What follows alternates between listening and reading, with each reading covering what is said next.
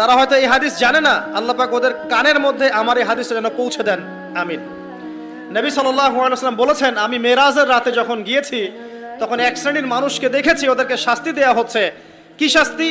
জাহান্নামীদের রক্ত এবং পুজ ওদেরকে খেতে দেয়া হচ্ছে। জিবরাইল আলাইহিস সালামকে জিজ্ঞাসা করা হলো যে এরা কারা? তিনি বললেন, এরা আপনার উম্মতের সেই সব ব্যক্তি যারা মাদকদ্রব্য সেবন করত। আল্লাহ রাব্বুল আলামিন তার হাবিবের মাধ্যমে জানিয়েছেন, যখন কোনো মুসলিম মাদক সেবন করে বা কোনো ব্যক্তি মাদক সেবন করে তখন 40 দিন তার নামাজ কবুল হয় না। এরপর যদি সে তওবা করে তাহলে আল্লাহ পাক তার তওবা কবুল করবেন ইনশাআল্লাহ। যদি সে আবারও মাদক খায় তওবা করার পর, আবার 40 দিন তার নামাজ কবুল হবে না।